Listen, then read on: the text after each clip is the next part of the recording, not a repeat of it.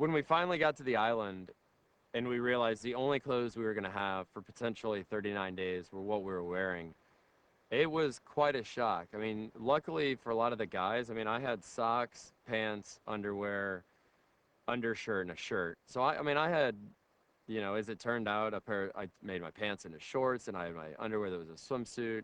I gave my undershirt away, but I also had a shirt. But the girls that were wearing, some didn't have bras on, some had thongs on, others just had skirts or dresses on. I mean, they were hurting pretty bad. And it got a little bit chilly at night, and so some of the girls without much cover were definitely cold.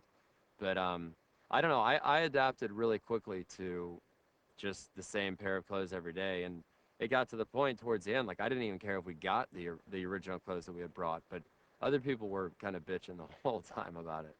So, I mean, the nature of the game is deception. I mean, everyone does it.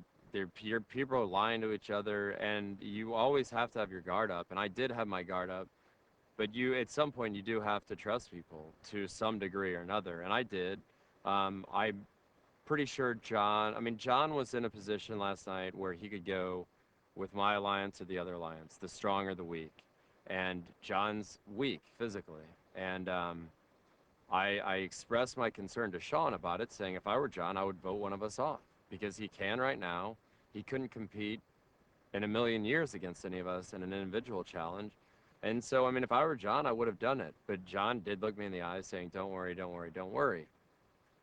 I always had my concerns, but you can only do so much. And Tribal's Council is the only time in the game when you know if someone's telling the truth. You never know up until that point. So in terms of the competitions with the other tribe, with the Morgan tribe and the implications down the road, in my opinion, if you play a fair game and you go all out and you don't talk smack and you don't rub it in their faces, anyone's going to respect that out of a good competitor.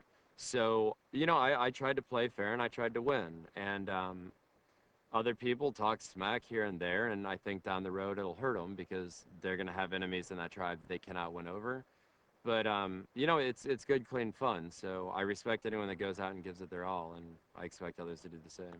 I knew that there were going to be a lot of challenges for me to face throughout the game, and there were going to be some key turning points. And if we would have gotten Chris out in this vote and gotten another weak person out in the next vote, then I think I had a pretty good strategy to get me into the top 5. And I'm pretty sure I could have. And to be honest, I think people realized that if I got far enough and I got to individual immunities, it was going to be really, really hard to stop me because I don't give up at anything. And so, yeah, I mean, people realize that. I was kind of trying to hide it, but I didn't do a very good job. But I think I easily could have been top 5 had a couple things gone differently.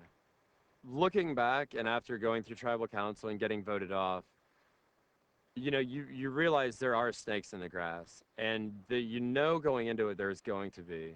It's just a matter of how many and who. And the earlier in the game, the harder it is to tell because people's true motivations don't necessarily come out. And I mean, I was planning on becoming more and more of a snake as the game went on and as you needed to be.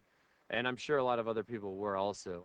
The game of Survivor on the surface seems, oh, it's such a neat game, it'd be fun. But until you really get down and evaluate it, and until you actually get in a position where you're playing and you're making decisions, it's hard to understand how complicated it is. And every single action that you do, and every single decision you make, and every single thing you say could come back to haunt you.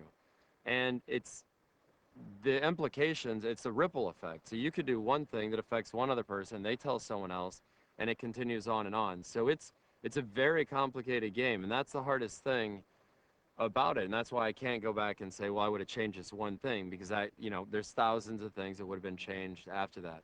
You don't see everything that goes on a 24-hour basis, and it's a 24-hour game, 7 days a week for 39 days. And it's hard, and unless you've actually been in the situation and played it, you will never know exactly what it's like.